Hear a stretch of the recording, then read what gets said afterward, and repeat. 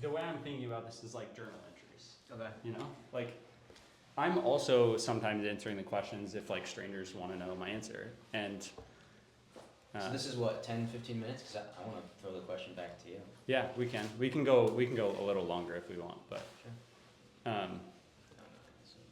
yeah, we can fix it a little bit. It's high tech, as you can see. You know. Well, thanks for giving me purple. That's one of my favorite colors. Yeah, you're welcome. So pretty simple. The context is I've been giving you. Just moved to New York City. I'm meeting my neighbors, Yep. extending my luck surface area, and I'm asking 100 people.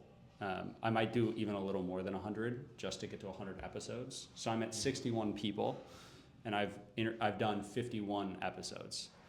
Oh, okay. Why not? Did you just forget to record, or? No, because it's couples or like a group of friends or something. But Yeah, that's yeah. one video that will go up. But Okay. it's actually 4 people that I've interviewed. So the goal started out as 100 people, and I was like, I'm realizing as I do this that Yeah. I'll probably be over 100 people to get to 100 episodes, but it Okay. will look cooler. Is it all on YouTube, or are you going to do clips on Instagram, or? I think I might do like trailers and put them on Instagram and TikTok and stuff, and then like push to the YouTube video. But I'm like not really editing these Because just kind of uploading it. because for me, like this is less about like I'm trying to optimize for content and like views and whatever, and more like this is just like me honestly showing the world what I'm doing. Yeah, just trying to be people. Unedited. Yeah. Okay. Like in one of the videos, I like jump up on the bench and stop the camera at the end. Like there's no like there's no plan there. And I'm asking 3 questions in all of these interviews because these are the questions that are like meaningful and deep to me when I began this challenge. So we'll start with the first one. I've met you a little bit online. I read your book. I had the privilege of reading your book, which you guys should all waitlist or whatever for. Shout out James, one of the earliest beta readers. I tried my best, dude. I was actually also pre-reading another book, which I don't know if you knew. Yeah, so it was like 100,000 words or like 120,000 words in like 10 days that I did, which was great, dude. I was so locked in. But I'm a sprinter, so it was good. I'm going to stop talking, and I'm going to ask you the first question, which is, what's your story? What's my story? Well, I would say right now I'm an author, and I love inspiring people through the written word. And I got my start cold emailing founders. And I asked myself, who is living the life that I want to live, and how can I get as close to them as possible and learn as much as I can in the hopes that I can pick up a thing or two. And built my career doing that, and now I write about what I learned. There we go. Incredible. Who was, let's switch up the order since the transition is better. Okay. Who was the most impressive person that you got to interview, and what made them impressive to you? I think the most impressive person that I got to work with was Noah Kagan. And I would say it's not for any reason of like, he's rich or he's, financially successful or has a business. But I think he was just really authentic to what he wanted to, the way he wanted to live his life. He didn't let the entropy of what he was currently doing or the opinions of outside voices influence like how he made his decisions. And so for context, I helped him on his book launch, $1 Million Weekend, and it got pretty popular and he started to get a lot of notoriety. He was already internet famous, but he had 1 million subscribers on YouTube, and he got married, had a kid, and decided to shut it down. And I really admire that. I feel like so many people wouldn't ever do that. You got 1 million subscribers on YouTube. Like, what do you mean you quit cold turkey? But he asked himself, like, what utility is this content serving in my life? It's actually taking away from being a dad, husband, and running his business. And so he decided to stop, and I just admire that a lot. I think, one of the most ambitious things you can do is define the limits of your ambition. And Noah has found a way to live his dream life, and I admire that a lot. This reminds me of a Jack Dorsey quote, guy who started Twitter, which is, be perfect in the details and limit the number of details. But can you expand on your reasoning for why limiting your ambition is actually a really ambitious thing to do?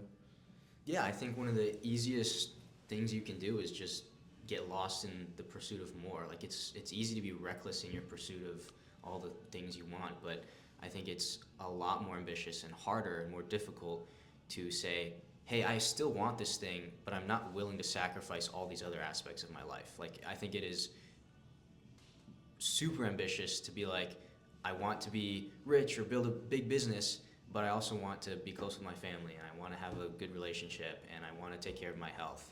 And so that's kind of why. Yeah. I got lost in the sauce a little bit when I was younger, or at least I heard myself saying, I heard other people saying, like, I'm extreme, I'm like really intense, and I'm like just gonna obsess and like only do this one thing. Yeah. And I had a conversation with a guy named Joel Robertson, who's a content manager for a YouTube channel that's called Better Wealth. Okay. Joel's incredible. That's the chief staff work I did, is with nice. that channel. Yeah. And Joel and I had a conversation the first time we ever met. We were like sitting in like Caleb, the CEO's house. First time we ever met, we were just like debating life immediately, which is like probably a good quality person if immediately you're. And he made the point that it's more extreme to be a really good husband and be really healthy and go be really great at business and be ambitious in that area. It's more extreme to do those things. Like you are more intense pursuing all of those things, or like any of those desirable traits than you are only doing one thing. So I think that's a really important point. Last question for you. Yeah. Is what problem in the world right now means the most to you, and what makes it meaningful? I would say the most top of mind problem is helping early career professionals and young people get their first job and get their first internship. The job market's kind of crazy right now, and I had a friend in college, let's call him Josh. He applied to over 1,000 internships and didn't hear back from a single one of them. And I thought that was crazy. Like, you can go through all he was a computer science major, got good grades, did the extracurriculars, and it's like you can go through every hoop and still not get any outcome that you want. And so that's what I write about in my books, is like how can you step off the default path, take the permissionless path, and either do the work up front or do some kind of permissionless work to get opportunities. And I just want to help more people get what they want out of their career in life. Can you speak to somebody that is like a little kind of inexperienced with this whole permissionless path? Like when they read your book, like who are they in the beginning and who are they at the end of reading your book? In the beginning, I think they are kind of indoctrinated by the school system of like, you need to get good grades, you need to get your college degree, you need to apply on a website, hope you can hear back. I think after reading the book, you'll realize that you have a lot more agency over your career than you think, that instead of spray and praying to 1,000 different companies, you pick a target, someone that you really want to work with, and then you do the work up front. So you ask yourself, if I already had this job, what would that look like? And so for my example, when I wanted to work with Noah Kagan, I wanted to be a marketer on his team. So I said, if I was a marketer, how would I put together a strategy to help grow his newsletter and launch his book? And so then I put together a pitch deck of like, hey, here are the first few things I would do and change if I was working with you. And I sent it to Noah, and he really liked it. And so it's all about how you can reduce the friction it takes for the other person to say yes. And so hopefully by the end of reading the book, you'll realize like, maybe I can do this too. Yeah. Andrew Young said a smart thing, which I liked, which was it's just like the freemium version of yourself. Like you just start doing the work, and then you're like, hey, in 30 days, like your trial's up, pay me, and then they'll probably pay you if you've done good work. Yeah, and there's no downside. Like if you do that work and they say no, you have become better by doing that work. Okay, you got an asset. And if you do it in public, other people will see you doing that work, and maybe they'll hire you. And so there's no downside. It's an asymmetric bet. Yeah, I love it. Did you want to ask me some questions? I did want to ask, who's the most impressive? So you've interviewed 50, 60 people now. Mm-hmm. Who's the most impressive person out of the people you've interviewed? And maybe not impressive person, but what are the traits and qualities that you've admired in the people that you've interviewed? There's a guy named Miles. Miles is an actor. Miles was not always an actor. He first was doing something else, was I think 100 or 150 pounds more overweight than he is now. He is incredibly good looking now. Wow. And he had been told that he had bipolar before anybody else told him you're not bipolar. So he got put in a mental asylum and was super overweight, really unhealthy. Yeah. And all of these other people were kind of dictating his life, telling him you have these problems. when he got to the asylum, somebody, like a brave enough doctor, was like, you are not like any of these labels that they've given you. Miles now sat with me on a bench, like actor level good looking, you know, like one of the most intense human beings I've sat down with. I think probably the most intense. What do you mean by intense? What I mean by intense is like there's just like an energy in his eyes, or like it kind of feels like he's just like vibrating with like conviction in the things that he says and like the points that he's trying to make. Like he's like leaning forwards like more and more, like trying, you know. It had been the first day he took off in like 3 months, not because he's like, you know, a workaholic, because he's like so obsessed with like bringing a good message to the world through acting, like his medium that he's chosen is acting. What I find impressive about that is, one, he had been to a place dark enough that like you don't see the light, you kind of like doubt, does the light exist, kept going, Right. which I admire a lot. And the second thing is that like now, that level of like momentum that can come across sitting on a park bench, like chilling, to me is really impressive, because it means like you've built a model, like your life model, in a way that lets you get more energy from all the things that you're doing. Like when there's that much excess energy coming off, and not even excess, but just like it's so focused energy, even in the words that you're saying, that the other person feels it, I think you're doing something right. That's the life I want to live. Like, this is a question I asked myself a while ago, was like, literally just the audit of like my calendar of like, does this give me energy or take my energy? Over and over and over again, because if I'm only doing things that give me energy, then it's infinite energy. Yeah. Like I'm gonna get in bed, like full gas pedal, and like have to like focus to like turn it all off so I can go to sleep. That's the life I want to live. Is like, I just want to feel like I can run through a brick wall every day, because I'm like so excited and focused about what I'm doing. And I think like anybody that does a lot of work, like work is actually like the action that gets you to where you want to go. Like that work takes energy, like it takes effort. Right. And so if all the things that I'm doing are giving me energy, then I'm doing a lot of work. And if I'm doing a lot of work, I'm making a lot of impact. And Miles has figured that out and is like really going after it. And I admire that a lot. That's impressive to me. That's awesome. I have two questions for you. First one, and you may not have an answer, but like, what have you learned about yourself from interviewing all these people? Because I feel like, you know, when you have conversations, you kind of see yourself in others at some points, or maybe something they say sparks a reflection. I think that the first is, I love being a like mad scientist. I get to experiment in these conversations, better ways of listening to people. Trying out different things, like what you just did of ending the question after the question mark instead of giving me the answers. I used to do a thing where I was like, so who's the most impressive person? Your mom, your dad? Like I didn't end after the question mark. Right.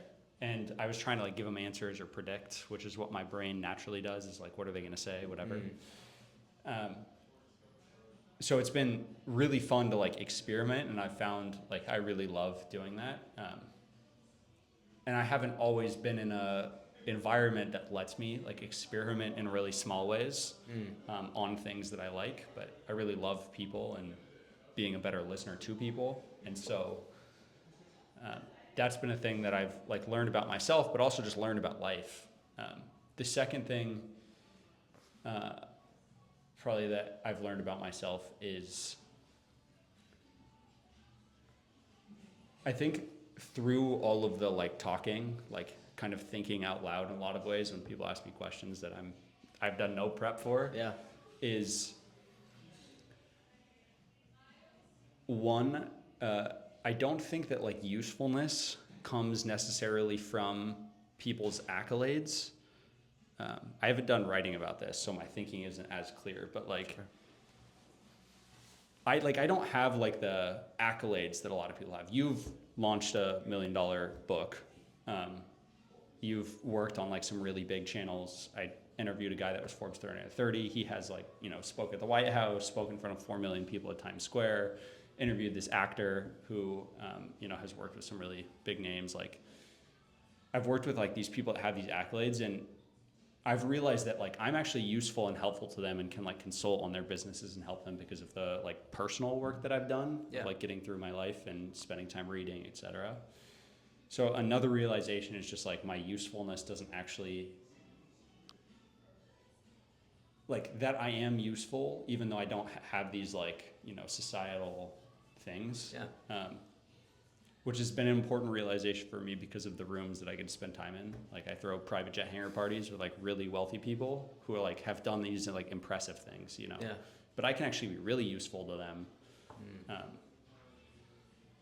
in like a different area of life.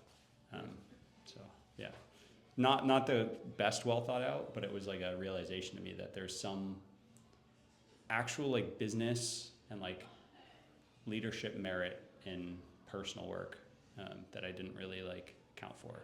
Do you think about like how can I serve this person? Because you use the word like useful. Like, do you think about like how can I be useful to these people, or how can I be useful to everyone in the world? Like, is that like your first thought?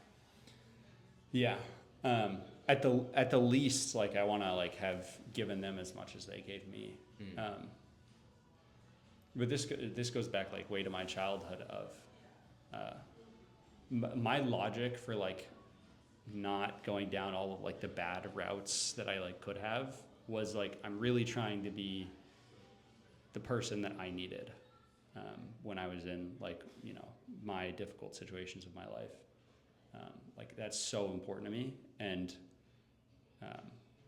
like I've had a lot of people call me Jesus because of the way I look, because of hair.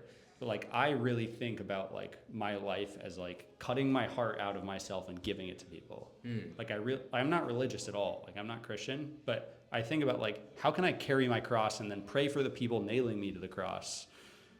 Like I really view my life as like how can I do that for people. And so yeah, I'm like really trying to think about that a lot. I just think like I feel so unlimited because of how much giving I've done. I feel more limited when I don't give. But now I know I can like call people and they've got my back because I'm like, they know that I've given. You know, and I don't feel bad asking because I know I have given. Were you always like that? Like, did you just, is that nature or nurture? Because I feel like that's typically not people's first thought of like, you know, maybe I got hurt or maybe something bad happened to me, but instead of like wallowing in it or sitting in it, I'm going to turn outward and see how I can help others with the pain that I've endured. Yeah.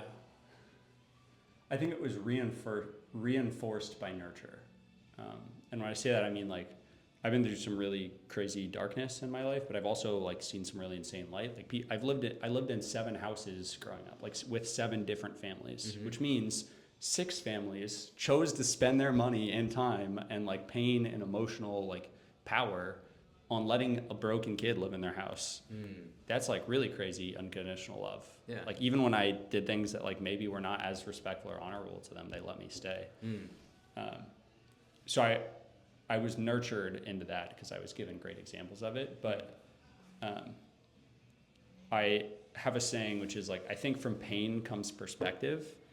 I was naturally like a reflective person, I think. But you can still choose that. Like it's a skill. You can build the habit of reflecting on pain. But from pain comes perspective. From perspective comes gratitude. From gratitude comes peace.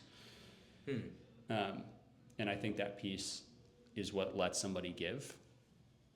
Because I don't feel like I'm like, there's not scarcity. So I can give.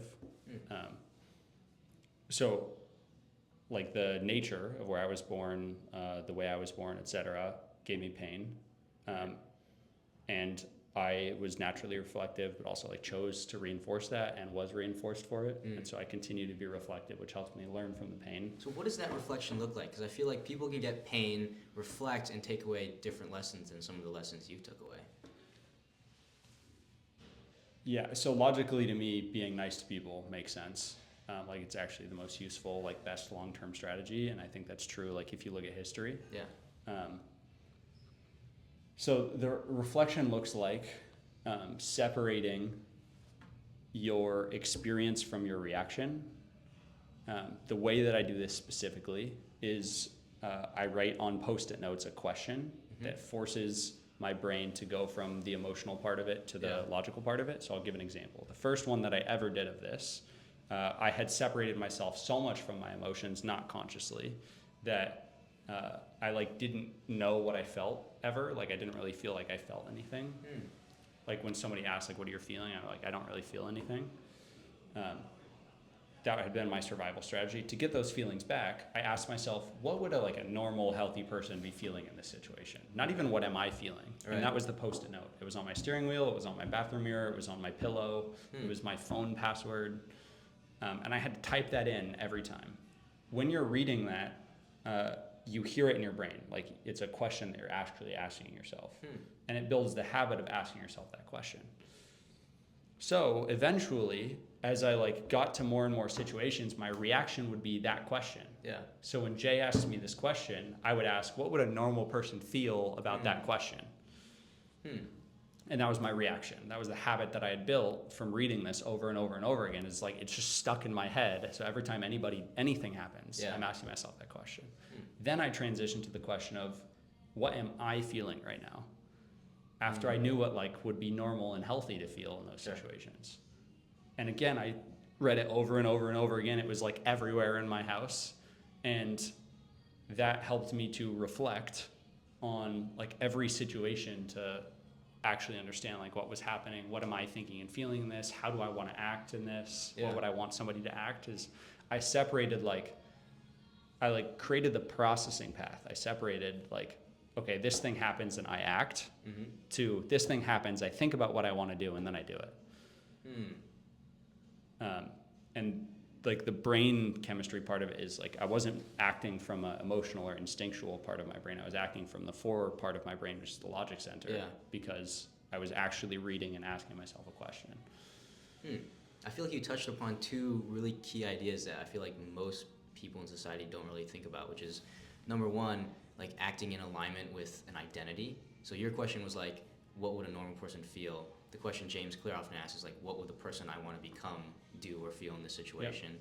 And then the second piece is awareness. I feel obviously the quote, the awareness is the first step to change, but I feel you're able to put the note card on your mirror, on your phone, everywhere, so that it's almost like a trigger.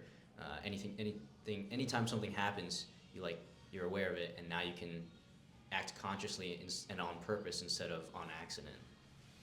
Yeah, that's exactly right. I do think that awareness is the first step. Another way in business, the Boys and Girls Club, the child care nonprofit, they started growing exponentially when they started measuring things. That was the big change the CEO that came in and made. It's we're just gonna measure how we're doing. And then they grew. And so it's the same thing in life. We have, years and years and years, hundreds of thousands of years of selection that have created these measurement tools of feeling and checking in with our body. Does my stomach feel? Gut and intuition. And so these questions help us to actually look at the thermometers that our body has given us, I suppose. Yeah. I like that. So I'm just trying to I just tried to break it down to what's the most simple process that anybody can do. Everybody can write on a Post-it note, or have a friend do it, and then it's just whatever question you want. Right now, it's gut. What is my gut saying to me? Because I felt I was too logical, and I think the idea of taste and all of that is all gut. Yeah, they say your gut is your second brain because there's actually the same. I don't know the exact word that are in your brain. It's connected. That's wild.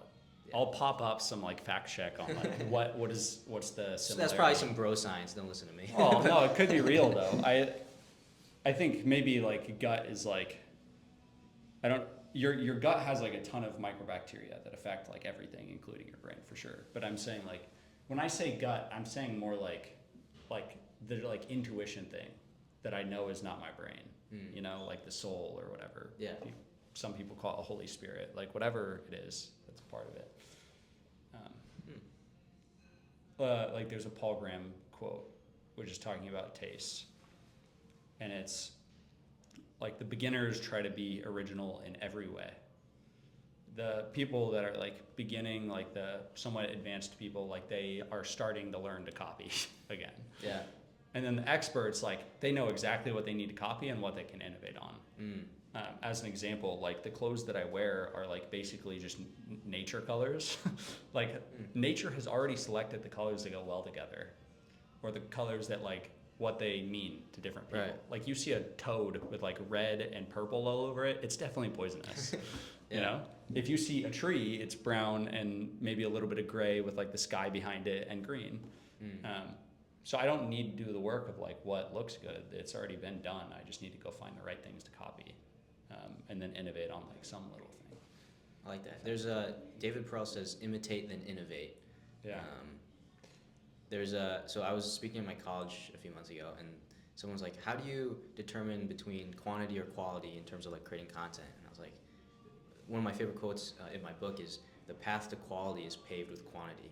So it's not either or. It's like you have to go through a lot of iterations. You have to copy a lot of people, see what you're inspired by before you can start to figure out like what is your taste and what's your intuition say. Fully agree. I fully agree. This is something I learned more recently, I think. I don't think I did as much quantity. Like I was like trying to make the decision between quality and quantity, and I didn't realize early enough. You know, early as like life let me, which was the first conversations I had in sales. They told me to talk to 250 people a day, and I talked to 500 people a day. I was awful at sales. I did not know my sales pitch, but I was so energetic, and I did it so many times that I won. Like I was the best salesperson. I like set a record my first week, and the reason was just because I talked to so many people, not because I was good. And then I became the best salesman actually because I did it so many times. So I think that's a lesson that like would be good to learn earlier.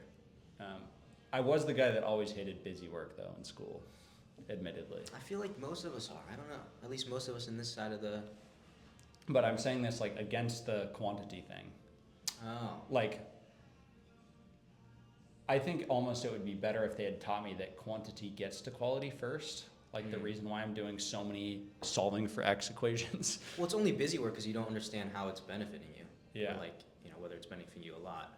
Which goes back to our measurement thing, which is like, if you know like exactly how the work you're doing is benefiting you, or benefiting another person even, like they talk about this, Adam Grant talks about this in his book, Give and Take, which is like one of the biggest problems with nonprofits or like really anybody that has givers working for them is that the givers are not seeing the effects of their giving.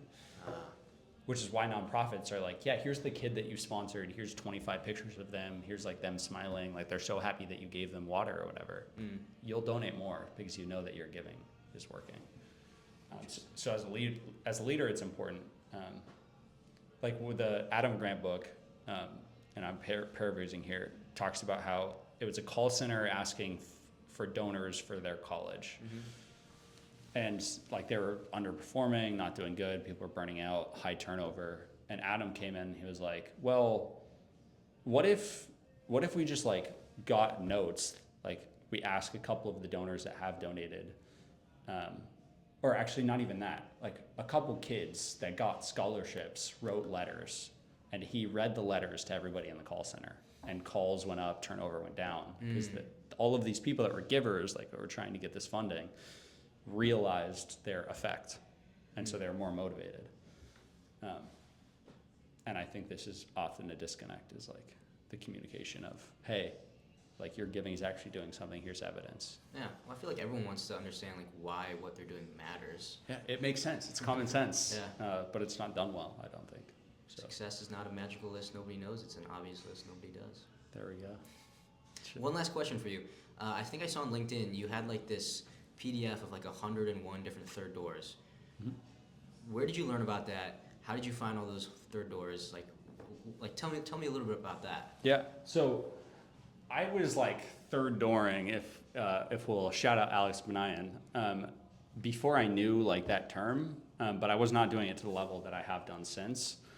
Like these 20,000 conversations. Like I was literally standing on a sidewalk in the hood of San Diego pitching people to get a free phone, and like walking up, like that was like kind of third dooring, right? Like I'm standing in a parking lot, like technically I'm not supposed to be standing in, and like meeting like women by their cars with their babies and being like, hey, I'm just like a random guy. I like learned Arabic and Tagalog and Spanish to be able to talk to more people. Like that's third dooring. But when I left that, I moved to Seattle and I was just reading for like a year, working at a Boys and Girls Club actually. And one of the books I read was Alex Benayan's Third Door. And that made me realize like, oh, I literally anybody I can talk to. Like if I want to go talk to Bill Gates, I can literally go talk to Bill Gates. And so then I started cold emailing and like doing stuff. And what was your question exactly, the wording? I don't remember, but you have this list of 101. Like, yeah. Where did that come from?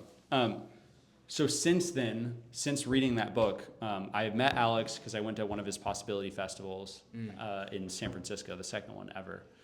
And I was in, like I had this like business energy, like I'd done these sales, and now they've given me a route, like just cold email people and write them handwritten letters, like whatever. So since then I've done like a ton of stuff like that, and I kept getting reinforced for it. So I'll give you a list of like some of the crazy things I've done. Yeah. And that was the beginning of this 101 third doors.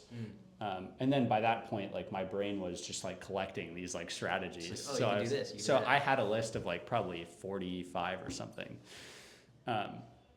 So I cold emailed Elliot Bisno, the guy in Third Door, who mentored Alex, and I met him on an island like north of Seattle. I cold emailed the guy that runs these private jet hangar parties, and I came and volunteered. Yeah. I realized they had no ice and it was going to be 80 degrees. So I like solved that problem for them. And then I started like running the events. And since then I've like done a ton of like crazy kind of saves of our events. I Venmo'd people 2 cents and asked for their 2 cents on things. Love it. I sent a cold email to a family office of a chef that's now turned like investor, wants some chicken wings because I'd done research on a podcast that he loved chicken wings. It was like one of my most banger subject lines. And he was like, dude, yes, for sure. Like, absolutely, we're going to hang out. And we had like the most incredible chicken wings I've ever had. Because he trained all the chefs like where he lives. Yeah. So he like knew the spots, What else? I stood with a sign in front of a private airport to meet really wealthy people because I like was a young naive kid, and I was like, if they have a jet, they could teach me something for sure. So I put on my suit, I had my passport, and I stood in front of this sign. I'm now interviewing people. I wanted to meet Andrew Young, who is like the king of New York tech, like just runs a ton of tech events. So I posted that. He reposted that 101 third doors. You know what I was doing there? That was content up, which is in your book. Yeah. Get on the wait list. I was doing content up. I tagged all the people that I wanted to work for. Yeah. It's like Andrew Young did events and people came to him. Sam Parr did this thing. Yeah. So I was making content up towards these people. So Andrew Young reposted it. Yeah. Then I knew that he was doing an event for South by Southwest. It's like garden party, which is 3,000 people. So I had my friend that had sat with him at dinner once text him. I texted him. I emailed him, like every avenue that I could. I was like, let me volunteer at the South by Southwest thing. There was some fine print, which was you have to be in Austin to like be applying. I was not in Austin. I was in Arizona, like nomading around. I was like at the Grand Canyon. And he sent me an email like a few days before, like, hey, yeah, you can volunteer. And I like spontaneously had decided to go to the South by Southwest. I was not planning on being in Austin. And I went and I showed up early and like organized all the volunteers that were like getting there and not sure where like what they were supposed to be doing. So I like corralled them all. Yeah. Then I got zip ties from a security guy because I knew that zip ties would be helpful because we needed to hang up signs and like different things. So I became like the useful guy because I had gotten these zip ties from a different relationship that I made. Yeah. I was like super helpful. I used a cardboard, like a piece of cardboard that I found behind the bar where I was not supposed to be. And I made a waiter tray with zip ties and cardboard. Yeah. And then picked up trash, like the entire party. So like everybody saw me walking between the crowds playing janitor, which again, I was not asked or supposed to be doing. Right. Then when Andrew and them all left, they had left one of like the sponsor flags. So they asked me to get it and invited me to their like CEO dinner at the end. All of this because I was being helpful and making content up and trying to third door this guy, right? Yeah. Andrew Young's incredible. Shout out Andrew. The last thing that I'll add from my like list of third doors to finish this question is I do a lot of gifts and a lot of handwritten letters. I do that at the end of every year. Jesse Itzler does this. Yeah.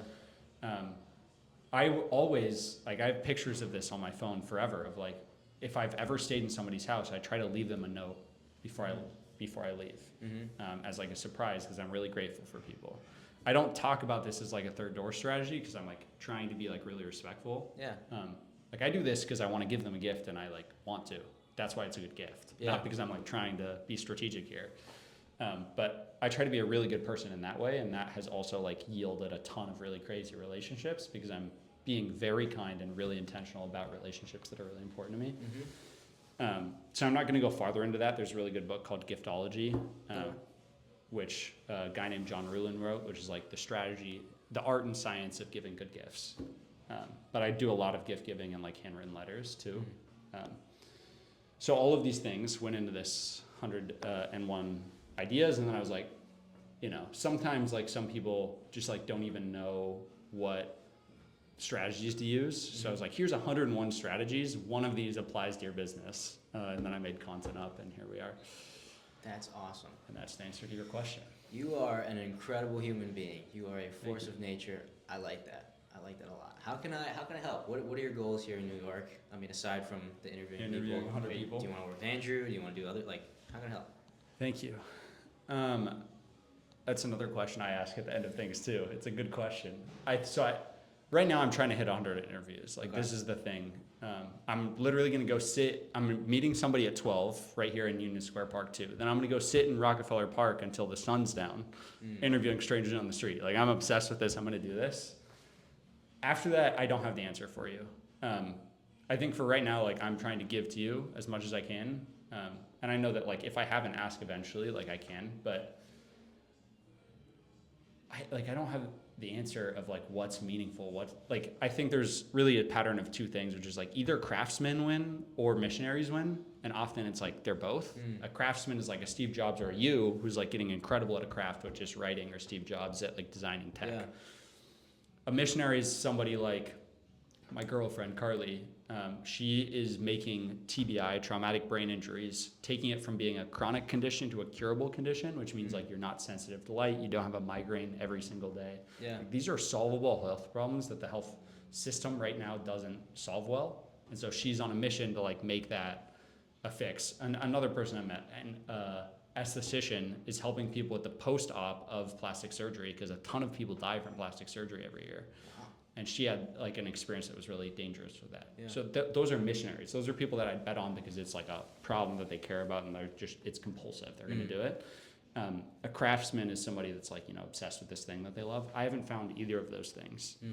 And so I'm building an audience. So like, I'd love your help building an audience. Any advice on that stuff?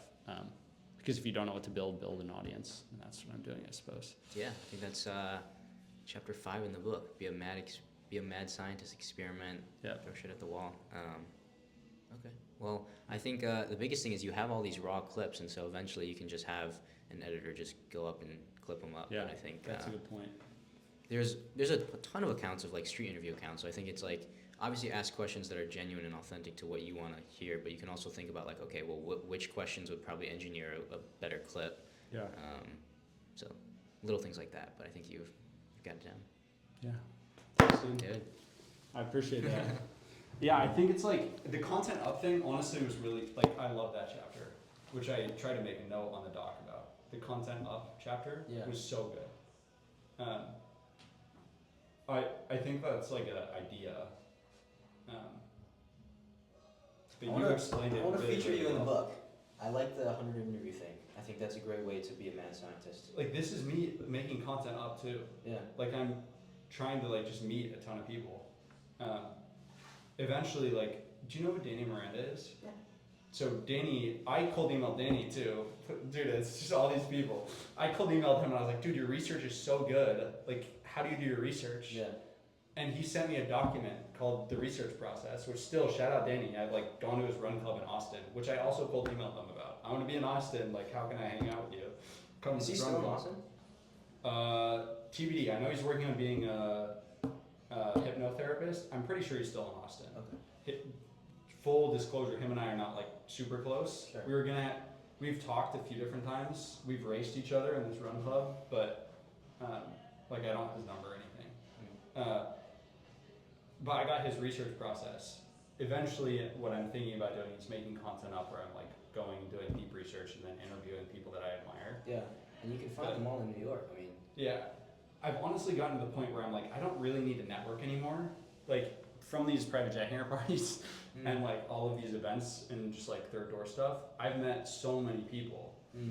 And so I don't think my problem is that like I don't know people or something. I think it's just like I just need to keep like following my gut here of like finding problems that are meaningful. Yeah. And limiting more and more details. Like I'm not going to networking events anymore. This process kind of reminds me a little bit of what James at the School of Hard Knocks is doing, except he's doing it, you know. Yeah. But yeah, he went the money route, which is honestly smart. Like it's a really good thing. I'm like, I don't think I'll win if I like go try to start a business that's like good money.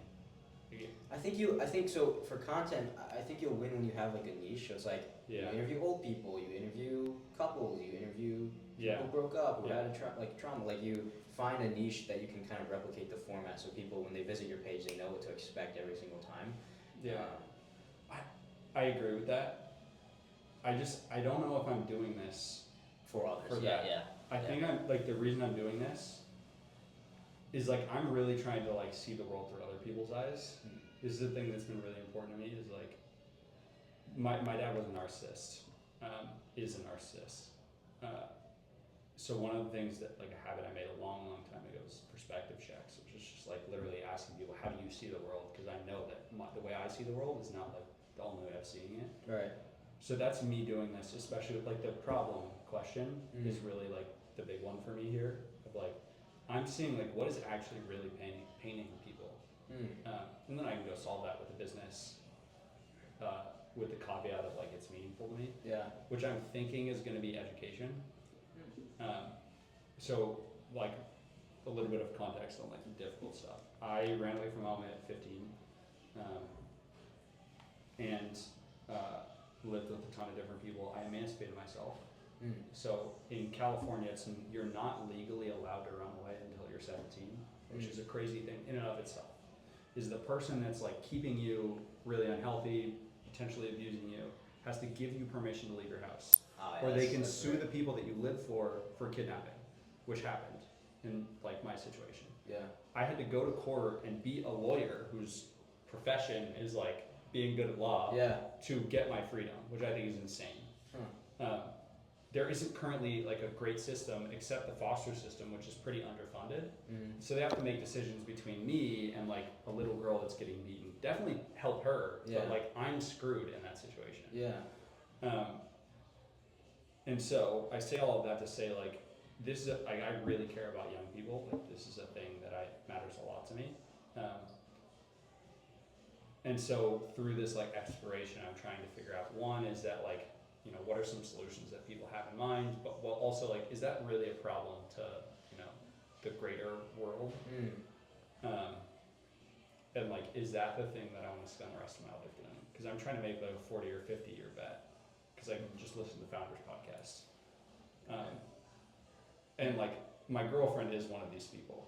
Like she's gonna like beat all of big pharma. Yeah. And she's just obsessed with this. But I'm still trying to find my thing a little bit. Maybe I'm in my head some, but like there's stats that support that tech in schools has made our generation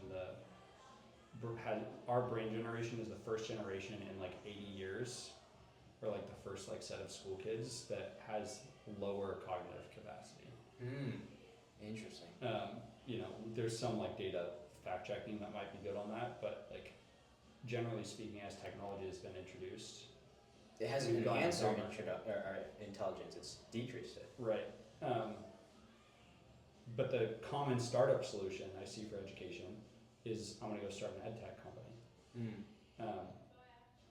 So like I've been thinking about private schools, I look into doing charter schools, some friends of mine are doing like. Have you heard of Alpha School? Is that like a charter school group?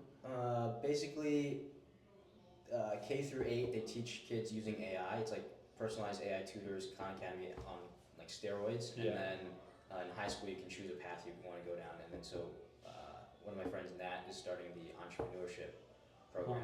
And so in 4 years, these kids are going to make $1 million before they graduate, or they get their tuition back. And That's crazy, dude. it's a crazy deal. And so That's they're looking wicked. for like guides and people to help. And so they're getting mentors from like successful business people to mentor these kids. Yeah. And then the guide is like the people that like hold them accountable. And I really love what they're doing at Apple School. Like I think Yeah, I'll look them up. That's really interesting. $1 million is like that's a legit like it's a good offer. yeah, it's a great offer. Yeah, I don't know. So to answer your question, like how you can help me right now is like I'm so glad that you sat down with me for a few minutes. Yeah, Of course. And I'll keep you updated on like what the thing is that I obsess about. But I feel like I'm in a great position because I know so many people that like as soon as I have a thing, I could call everybody and be like, guys, I'm doing this thing. You've done exactly what you should do when you don't know what to do, which is build capacity. And so the people you meet, the skills you built, the experiences you had, the stories you had, like you're in a great spot. Yeah, thanks, dude. Anything I can do for you? I wanna keep in touch with you. I think I'm gonna feature your story in the experimenting part because I really like what you're doing here. I think more people need to hear about this. So I'll probably hit you up and. Yeah, I'm happy to be whatever, but like no pressure. I'm not here for fame. All right, I do gotta run. Yeah.